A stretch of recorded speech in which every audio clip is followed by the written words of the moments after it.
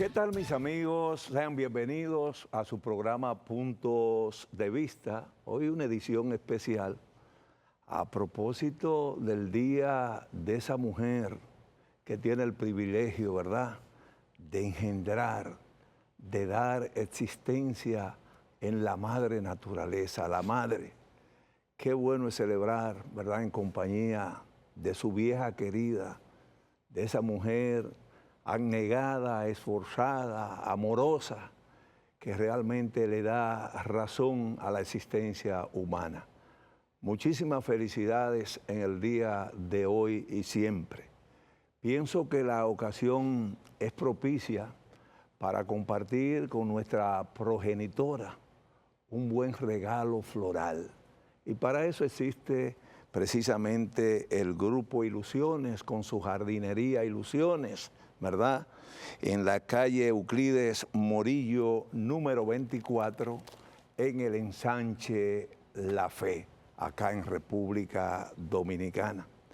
Un día como hoy se hace necesario también conversar brevemente sobre la vida, la obra, ¿verdad?, el ejemplo de doña Trina de Moya, la autora de esa composición hermosa, extraordinaria, que lleva por nombre el himno a las madres dominicanas y que fuera precisamente vocalizado un 24 de mayo de 1926 por primera vez en el denominado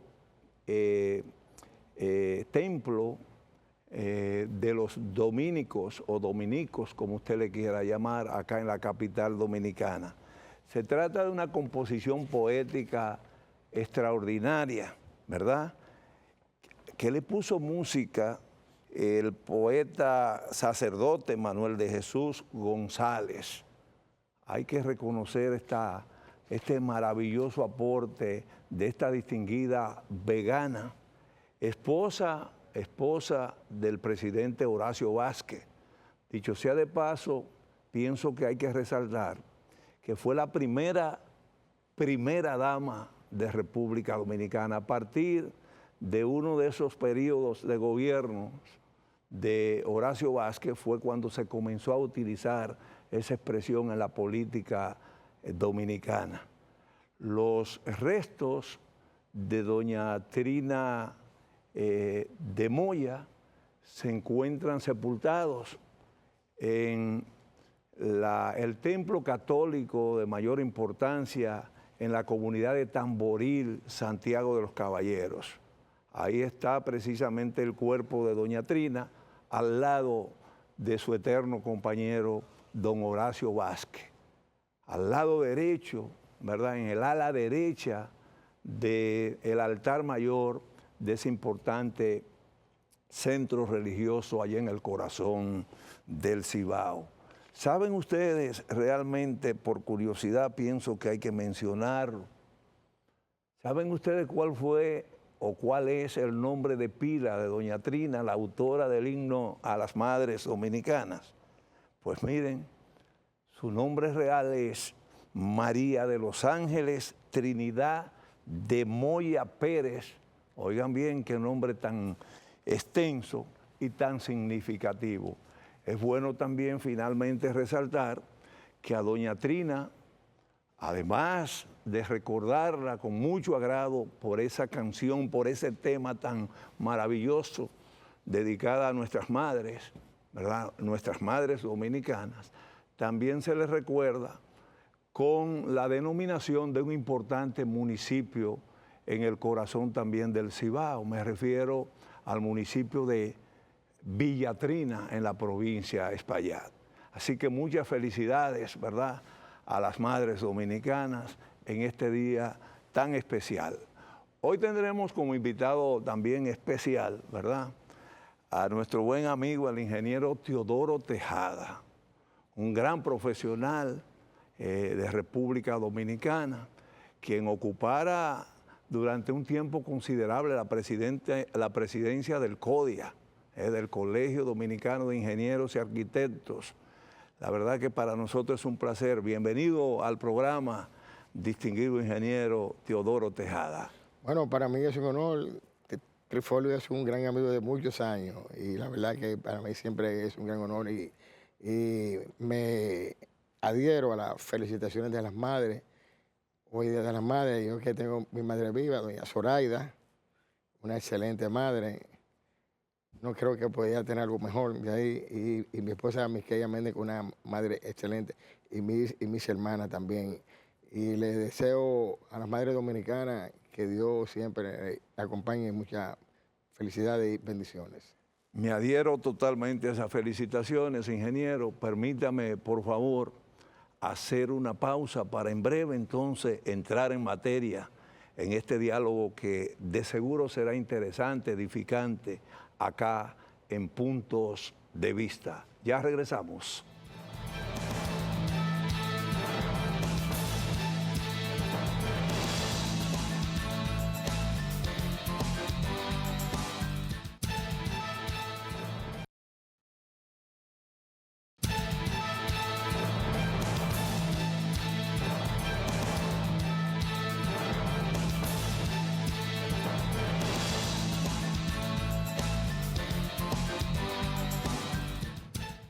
Bueno, iniciemos este conversatorio interesante con el ingeniero Teodoro Tejada, acá en Puntos de Vista. Ingeniero, de inmediato se me ocurre preguntarle cómo anda el sector construcción en la República Dominicana.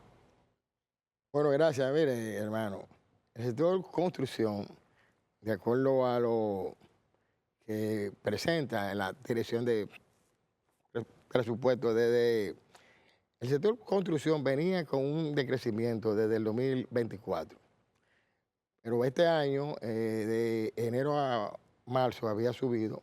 No obstante, en abril ya comenzaba a decrecer y en el periodo de enero a marzo, la inversión pública fue de unos 31.286 millones, significando una reducción de un 8.2% menos en relación al 2025.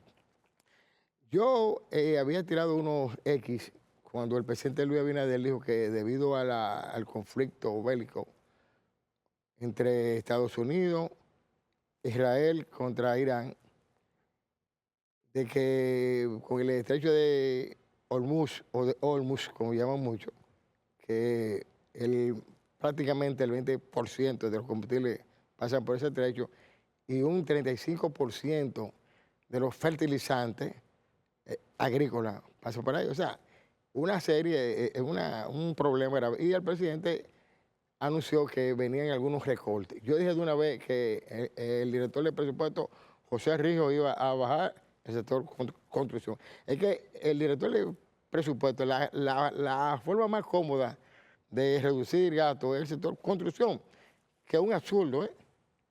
Decía Juan Bosch, a raíz del gran problema que pasó en el país después de Semana Santa de 1984, donde la gente protestaba por los aprestos del país firmado con el Fondo Monetario Internacional. Recuerde que ese lunes fue una masacre que hubo en este país, en el gobierno de Jorge Blanco, donde murieron más de 200 y pico de personas, el país entero, y básicamente la capital se fue a la calle. Pero el profesor Juan Bosch dijo en esa ocasión, mire, no obstante, la gente está protestando porque cuando se firma con el fondo a los países es una restricción muy fuerte que constriñe la economía y se elevan demasiado los costos de los impuestos y los productos. Entonces, pero él dijo, pero el principal problema de eso es que el gobierno tiene la industria de la construcción oficial paralizada.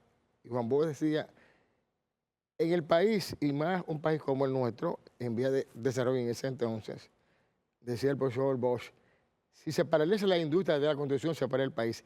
El sector construcción está catalogado como el quinto sector de mayor generación de empleo. Yo me he analizado y he cuestionado eso, que para mí está no creo que esté en el quinto, para mí el tercer sector de mayor generación de empleo.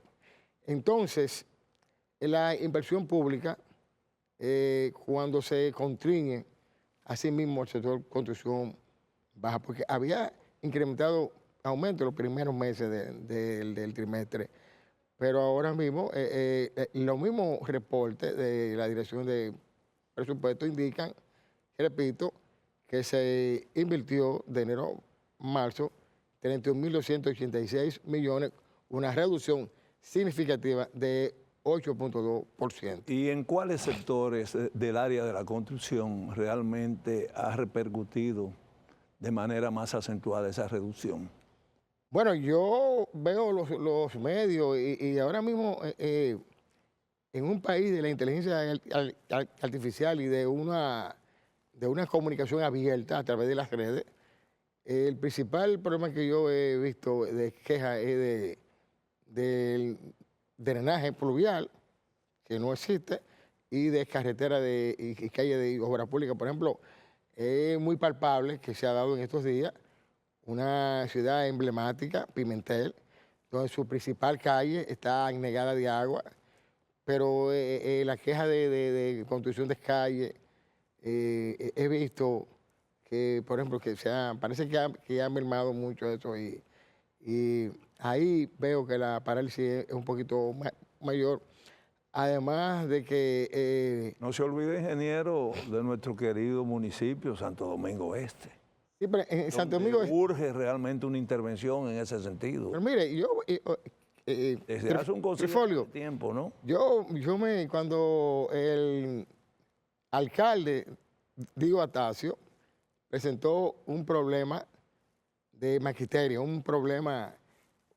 él presentó una solución al problema de las inundaciones de maquiteria. Y en la calle Primera. Sí, entonces, yo que tengo un poquito de conocimiento de drenaje pluvial, que he venido hablando toda la vida de eso, aunque no me hacen caso. ¿Qué tal le pareció esa metodología? No, un absurdo. Yo dije, y mi esposa es testigo, le dije, mira, mi amor... Él trata de hacer una especie de envase subterráneo, ¿no? Pero es que cuando usted hace proyectos, usted presenta alternativas con gente que no conocen de eso, el fracaso es inaudito. O sea, el fracaso es... Desperdiciar recursos. Claro. Ahora presentó en esta semana que cayeron las lluvias, donde maquiteria ahora fue peor, porque hubo una solución que no respondía a las altas densidad, normas que indican, las altas normas que indican el drenaje pluvial, como el proyecto concatenando la idea de que presentó Eduardo Estrella en una semanal de la solución del drenaje pluvial de la Luz Barón, que es de la rotonda hacia abajo. Un absurdo. Y él dice que cuesta 40 millones de dólares, cuando hizo un estudio saliendo de la subcuenca de la Old Palme, que eso cuesta 102 millones de dólares, con un túnel de un diámetro de 4.36 metros. Entonces, inclusive el túnel que comenzó Gonzalo, que está desde los ministerios de Medio Ambiente y Turismo, ya ese diámetro ya es un chulo, pero para nada algo. Usted ve cómo el café de Herrera se inundó ahora, cómo o sea, el problema entonces, por ejemplo, ese diseño que presenta Eduardo de alternativa de la Luz Perón, que el ingeniero de Línea y Ascensión cambió el eje del paso de nivel, que era este-oeste, él lo cambió norte-sur, correctísimo. ¿Pero para qué valió? Para nada, porque no aprovecharon el momento para hacer una solución real del problema de la Luz Perón. Por ejemplo, Manganagua. La subcuenca del sector Manganagua es una de las subcuencas que tiene la mayor cantidad de agua, de inundaciones. Pero la subcuenca de la Isabel Aguiar por el hospital de UNFED de la Universidad Federico Enrique y Carvajal, ¿qué se va a hacer con eso? Pero la subcuenca de la calle donde se llama la famosa bomba de Polanquito, que era uno de los asistentes del doctor Balaguer, el mayor Polanquito. Ingeniero, pero entonces, conforme a lo que usted está expresando, el dolor de cabeza ante esta realidad angustiosa que genera la falta de un sistema cloacal, un sistema realmente funcional, va a permanecer por mucho tiempo en los principales centros poblados del país, concretamente la capital dominicana. No, claro que sí, claro que sí. O sea, por ejemplo, permítame volver a Maquiteria, a Santo Domingo Este. ¿Cuál es la salida que podríamos dar al caso de la Avenida Las Américas con Venezuela, con Sabana Larga, donde ahí se conforma por cualquier llovizna un lago? Pero es que yo le voy a decir algo. El problema de la Sabana Larga y de la Venezuela, que son vías amplias, sí, es de un túnel que hay que hacer ahí, pero es fácil solución, porque el mar está cerca de ahí, se puede resolver. Santo Domingo y Santo Domingo están preparados con una metrópoli donde tiene cercano drenaje normal como, como el río Sama. Es también fácil la solución. Pero claro que sí. Bueno, claro desde que el punto de vista del ingeniero, pero desde el punto de vista del político, parece que no hay una salida inmediata, porque la mayor parte de estos gerentes municipales mantienen el criterio de que abrir hoyo, ¿verdad?, generar zanjas y luego taparlas, eso genera olvido para los fines de los procesos eleccionarios. Hermano, mire, yo ahora participé en un evento de suma importancia, sexto diálogo regional del agua de Latinoamericana y del Caribe, de la CEPAL y el INDRI. ¿Eso fue dónde? En Punta Cana ahora. Ok. Y de ellos, de los funcionarios del sector agua, Olmedo Cava, que fue el que organizó eso, que paso a felicitar al ingeniero Olmedo Cava por trascendental evento, donde habían autoridades de todos los países americanos, comenzando por Chile, Brasil, Honduras, Panamá, Costa Rica, Guatemala. O sea, se presentó una serie de alternativas y de gente del más alto nivel. Yo tuve la dicha de ser invitado por CEPAL. El país fuimos invitados el ingeniero Julio Suero Marancini, que fue director de INAPA y 2 veces director de la CA, y es presidente de AIDI Internacional de Sanitaria. ¿Y esas alternativas se pueden aplicar a la realidad dominicana? Claro, pero cuando usted ve que ningún funcionario del sector agua, excepto Olmedo Cava, estaba ahí, óyeme, entonces ya usted puede ver qué importancia se le da al agua. No hay dolientes. Ninguna. Ingeniero, permítame, lamentablemente, a una pausa comercial con su anuencia, por favor. Le prometo que en breve seguiremos conversando sobre estos y otros temas que resultan del interés de todo el teleauditorio de este programa. Ya volvemos.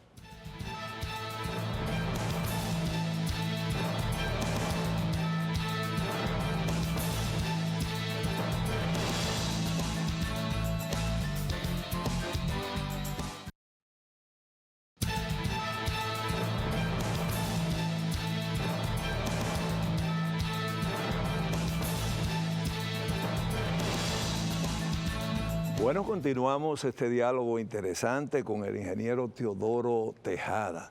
Ingeniero, y entonces, ¿no hay una mesa del agua en el gobierno dominicano? Y me dice usted que brillaron por su ausencia los principales representativos de ese sector en ese evento, en esa actividad tan importante.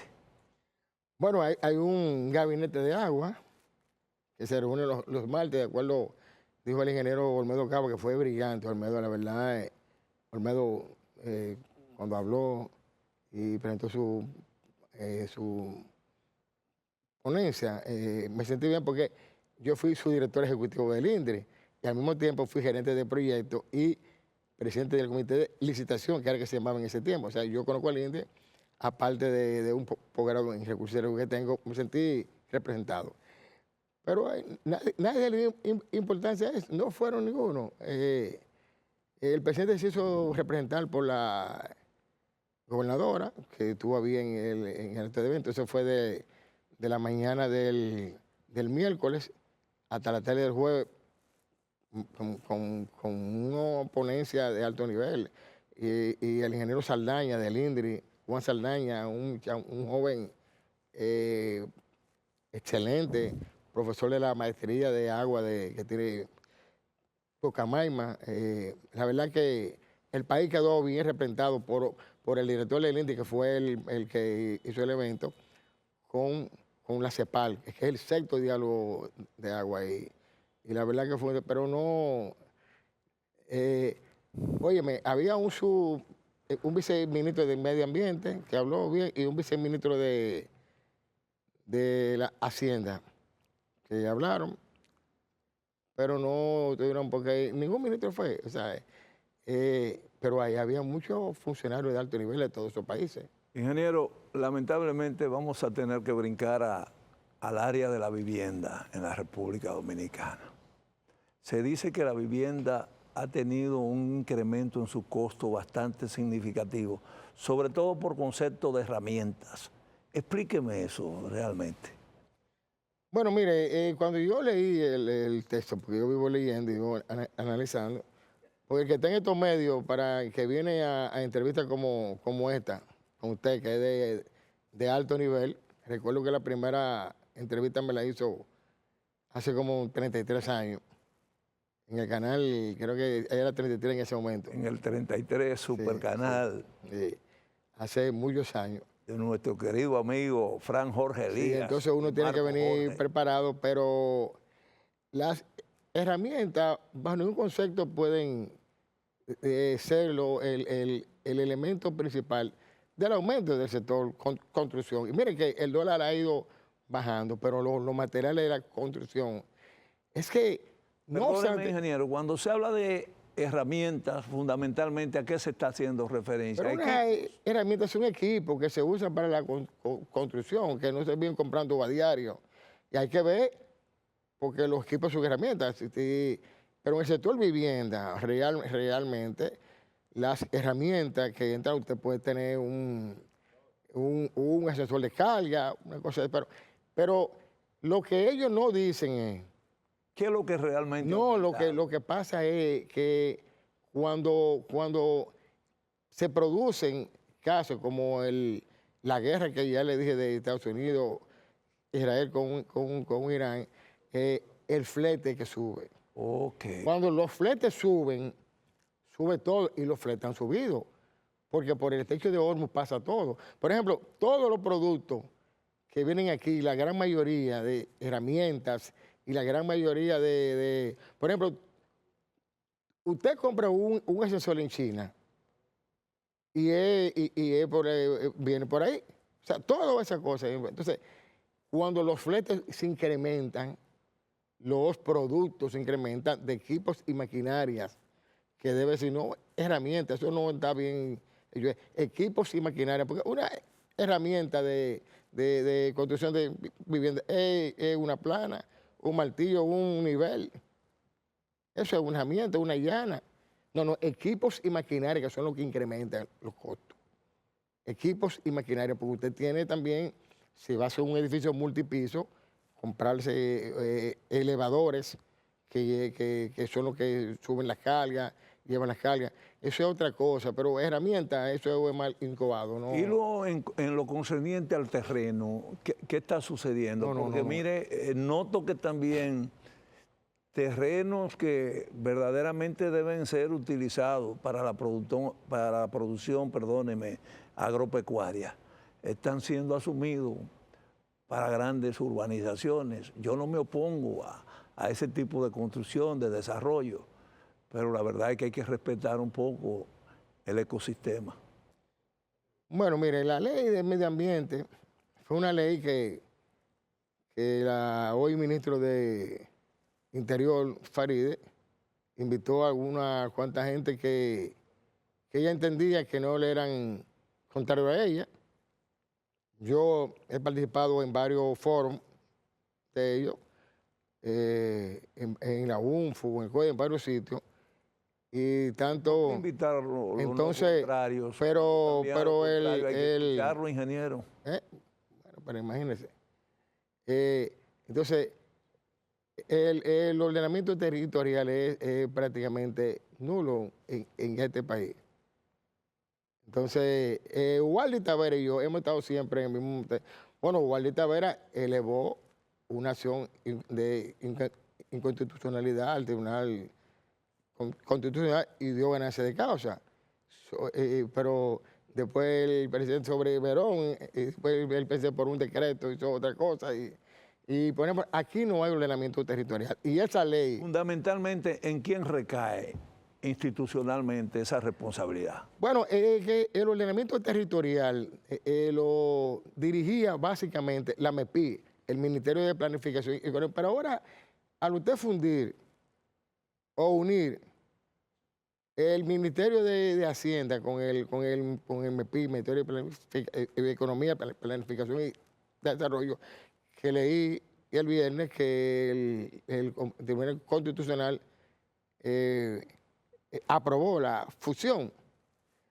Pero el problema es que ese ministerio era el órgano rector del ordenamiento territorial. Ahora, eso lo dirigía un viceministerio. En un país donde los ministros son obnubilados, un viceministerio no representa nada. Yo podría decir que el ordenamiento territorial en la República Dominicana, la acción que hay que tomar en cuenta conforme a la ley, para mí es inexistente. Usted ve a diario construyendo arriba de laderas, arriba de áreas de río, hasta en cuenca de río. ¿Y la función de las alcaldías cuál es en ese sentido? No, porque mira una cosa, la gente confunde mucho lo que es alcaldía. No, esos son los ayuntamientos, están compuestos por dos órganos principales, que son las alcaldías y las salas capitulares. Los que tienen que ver con eso son las salas capitulares que dirigen el ordenamiento territorial. Eso es lo formal. Sí, eso es lo formal. Lo real muchas veces lo determina el gerente municipal. No, porque el alcalde se cree, por eso ahora usted oye, alcaldía del distrito, no, el ayuntamiento del distrito, alcaldía de Santo Domingo Oeste, no, el ayuntamiento de Santo Domingo Oeste está compuesto por dos elementos fundamentales, la alcaldía y el administrador general. Que son las salas capitulares que son los regidores que dirigen eso. Entonces, realmente el alcalde no es que dirige el ordenamiento territorial, no es el alcalde, pero en un país donde el jefe, aunque la ley no le permite todo, lo hace todo. Entonces, donde hay alcaldes que ni conocen la ley 176-07, ni mucho menos la ley la nueva ley de ordenamiento territorial y nada de eso, y seguirá así. O sea, lo que hay que tomar en cuenta es que el gobierno, por ejemplo, tiene un gran proyecto de el río Ozama con Urbe. ¿Pero cuánto tiempo tienen en eso? Y para un desalojo... Esa es la historia que nunca termina. Bueno, pero yo le voy a decir una cosa, Trifolio. Aquí los invasores adquieren categoría de adquiriente y de propietario. Usted es un invasor, ahora el gobierno debe imponerse. Cuando Balaguer, yo trabajé con el Perú, Carlos Linares en bienes nacionales en su desalojo, y a todo el mundo se le dio su evaluación conforme y nadie protestó. Lo que pasa es que también la condición humana debe prevalecer. Si usted le va a dar a una gente 300,000 pesos, oye, vamos a hacer un acuerdo primero, no nos vamos a imponer. Pero el río Ozama hace años debió ya esa margen, ambas márgenes del río Ozama, debió estar libre y hacer proyectos realmente. Pero que los proyectos en este país se dan más en los medios de comunicación que en la vida real. Pero además, la gente que tiene conocimiento, usted ha oído que ha invitado a Wally Tavera a hablar de eso. Usted ha oído que me han invitado a mí a hablar de eso. Nos invitan a los técnicos que a ellos les son favorables. Entonces, en un país donde se inviten a más técnicos que les son favorables, hay algunos, gente de mucho nivel, que lo que quieren es que el país progrese, que no vendemos ni somos imprudentes, porque bien lo decía Aristóteles, el atrevido y el imprudente deben ser castigados. Pero este país se premia el atrevido y el imprudente solamente con decir, don Trifolio, porque don Trifolio, sí señor, ya con eso ya ganó. Ingeniero, recurro nueva vez a su anuencia, por favor. Vamos a tener que hacer una pausa porque así lo indica nuestro querido director, ¿verdad? Su amigo de siempre. Sí, Nelson Cava. Nelson Cava. Un hermano. Así que vamos a la pausa y regresamos en breve.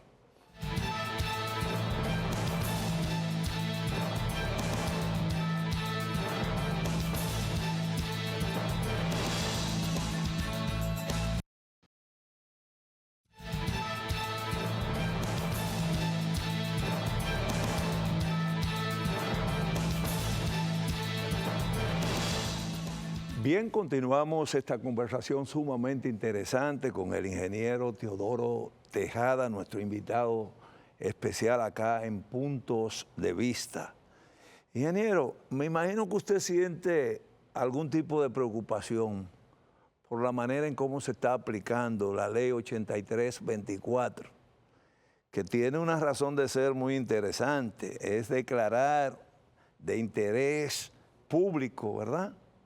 Oiga bien, la continuación, actualización de precios y ubicación de obras de infraestructuras, entiéndase carreteras, escuelas, hospitales, presas, que fueron suspendidos por falta de presupuesto y que hay que continuar.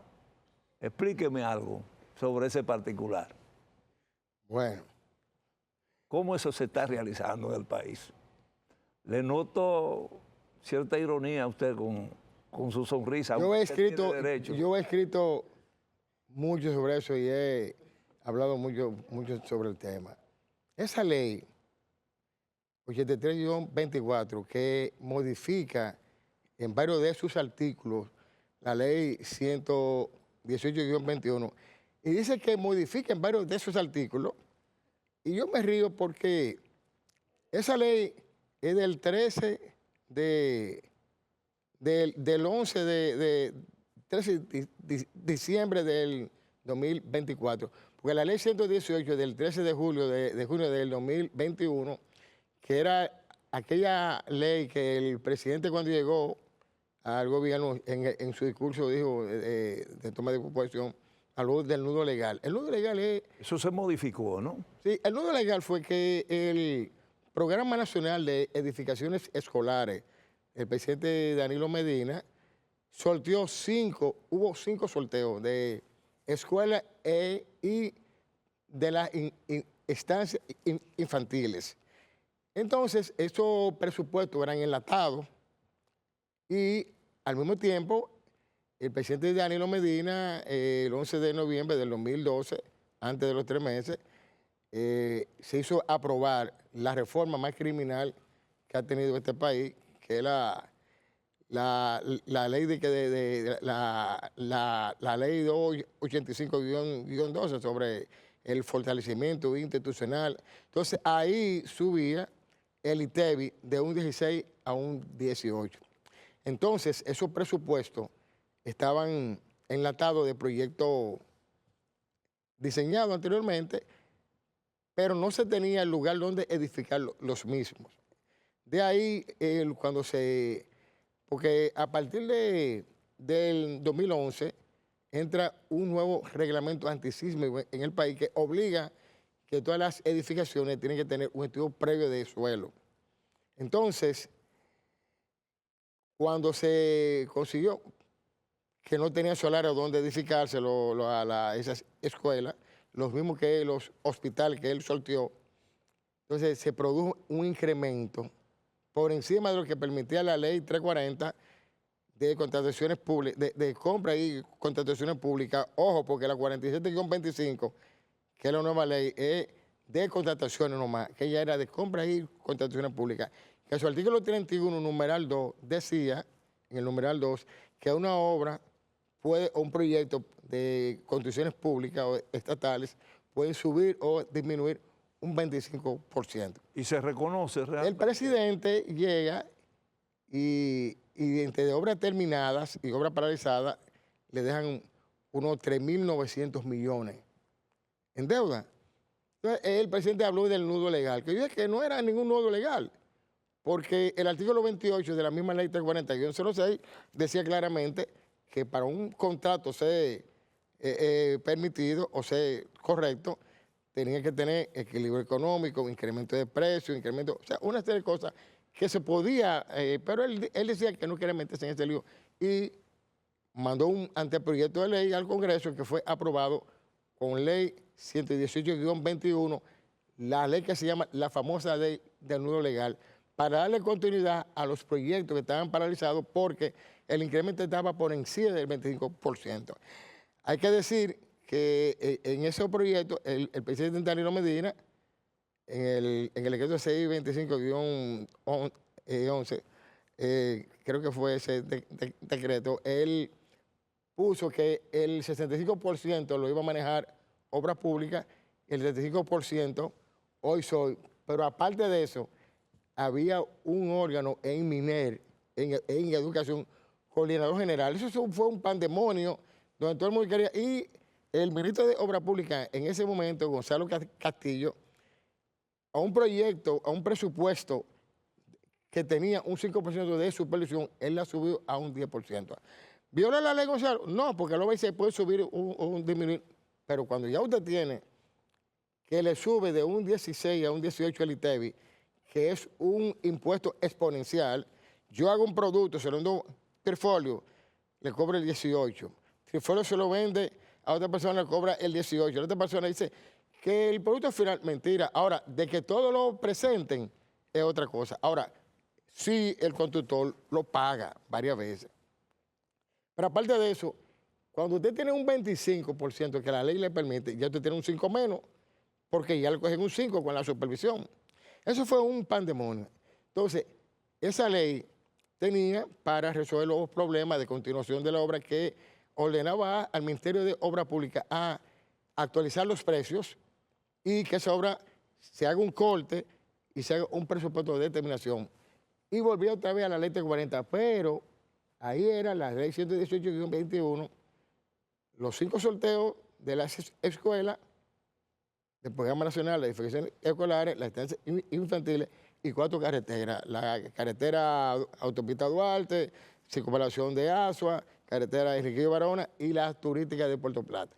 Pero ahora, en el 83-24, introducen también, porque el Servicio Nacional de Salud estaba en la otra ley, pero lo que dirigía eso era Hoy Soy, que estaba con los hospitales. Pero ahora el Servicio Nacional de Salud introduce más de 20 proyectos, Obra Pública en vez de 4 carreteras introduce más de 30 obras, el MIBEC, que no tenía obras, introduce muchísimas obras, y EGI, muchísimas obras, y Educación, mete todos los proyectos de por haber. No obstante eso, dentro de las mismas entidades que dice la ley, dejan obras que no están amparadas en esa ley, y también hay entidades que quedan fuera como el INDRI, INAPA, las CORA, Deporte. O sea, un azul, una ley violatoria realmente de derechos fundamentales, principalmente el derecho del artículo 39, el derecho de la igualdad y el artículo 50 de la libre empresa, pero viola derechos fundamentales del trabajo, de la educación, porque el que no tiene trabajo, no tiene educación, no tiene comida, no tiene nada. Es una ley violatoria y el presidente se le ha escrito varias veces que haga un decreto con eso, porque el artículo 3 de esa ley que modifica el 1 y 2 de la ley 118-21, en el artículo 2 dice, las obras que impactan, que yo no sé cómo se hizo eso, y las demás infraestructuras, entran todas, pero que hay funcionarios, y más Carlos Pimentel, que interpreta la ley como él le da su gana. Carlos Pimentel interpreta la ley como él quiera y él es el dueño y señor del país. Ingeniero, y mientras ocurre esta situación, ustedes van cargando en buen dominicano. ¿Pero cómo se van cargando? Pero ¿cómo que se van cargando? Hay proyectos que entidades quieren, por más planificación que sea, viene una tormenta y viene una crecida de río. todos los proyectos que tiene el INDRI, lo impacta altísimo, no están INAPA. Usted no ve que tanto acueducto fuera, deporte, que va a hacer una reparación de un polideportivo y cuando le meten un sandblasting, esa metálica no sirve y pasa el del 25, esos proyectos no impactan. Pero la ley sí lo pone, cuando dice en el artículo 3, que modifica el 1 y el 2 de la ley 18, dice también, y otras infraestructuras entran todas, pero por demás. Ingeniero, permítame, excúseme una pausa, porque me está haciendo señal el señor director. Usted me puso en un tema que yo... Me están acelerando un poco. En un tema que yo tengo problemas, pero que me apasiona defender los más humildes. Ok, con su anuencia nueva vez vamos a hacer la pausa y le prometo de que en breve seguiremos ampliando el tema.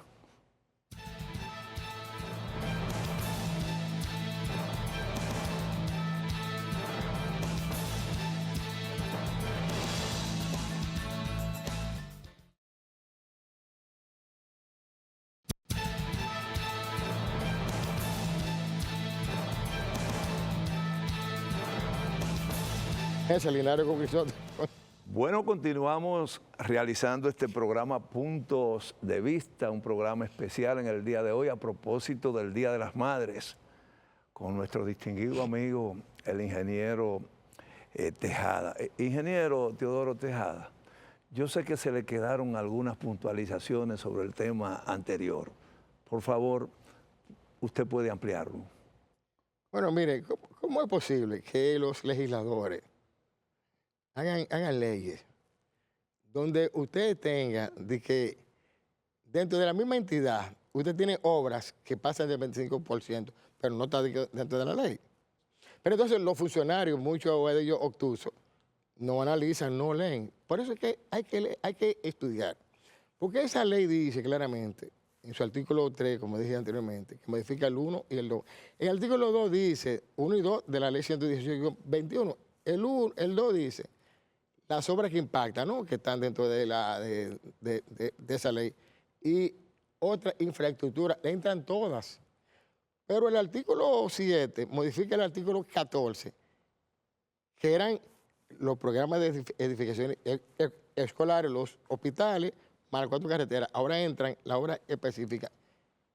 ¿Cómo usted pone una ley violatoria de derechos fundamentales?